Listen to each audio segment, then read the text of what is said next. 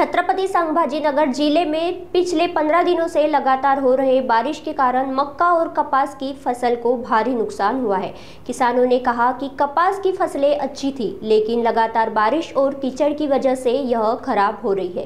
किसान अपने खेतों में मक्का और कपास को सुखाने की कोशिश कर रहे हैं, लेकिन धूप न निकलने से नुकसान बढ़ रहा है।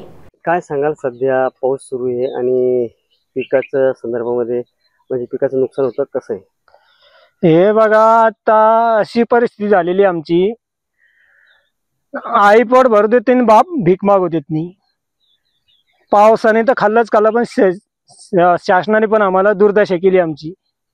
मका पाण्यात गेली, कापूस कुठं मुळे येतोय तर ते बी फुटून आता सततचा पाऊस चालू झालाय। चार बोंड काही हातात आले असते ते बी नापीक व्हायचे अंदाजे।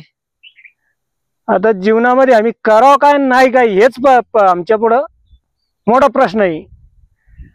एक तर मुलाचं शिक्षण, दिवाळी आहे, दिवाळीच्या तोंडावर शासन नुकसान भरपाई देणार होतं, ती दिली नाही। आम्ही परेशान आहे, काय करावं काय नाही हेच आम्हाला काहीच कळत नाही, काय होतंय काय म्हणून। नेमकं आमच्या भविष्य सारं उजाड झालेलं आहे। आता आम्ही काय सांगावं, काय तुम्हाला समोर दिसतंय टीव्हीवर प्रत्येक बातमी मुख्यमंत्र्यापर्यंत जातीय, पण हे आम्हाला कळत नाही ना, आम्हाला देत का नाही वो। काय नाव? विष्णू आवारे। काय सांगाल बाबा, सध्या पीक सध्या हातात आलेलं आहे आणि सध्या पाऊस असा करतोय, काय वाटतं आपल्याला याबद्दल? काय भाऊ, लय आती हे झाली, नुकसान आहे सगळे। काय पाऊस आला म्हणजे येऊनही उपयोग नाही झाला, त्याचा काहीच उपयोग नाही आम्हाला। सगळे शेती वाया गेली आमची।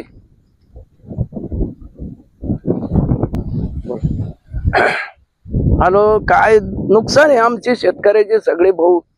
काय शेतकरी म्हणजे वाया गेला सगळा। काय आम्हाला भरपाई काही मिळायला पाहिजे होती, ती काही नाही। कंस सगळे लागले, ते कोंब फुटू राहिले, त्याला वाया चालले। सरकार बी सुद्धा आमच्याकडे काही लक्ष देईना। आमचा चारा काही वाया गेला, आता ढोर कसे जतन आमचे, लय पंचायती। काय वाटतं शासनाने काय करावं? शासनानं आम्हाला काहीतरी अनुदान द्यावं थोडंफार, काही ना काही। लय नुकसान आहे आमच्या सगळ्या। काय नाव आपलं? रावसाहेब आसाराम जाधव।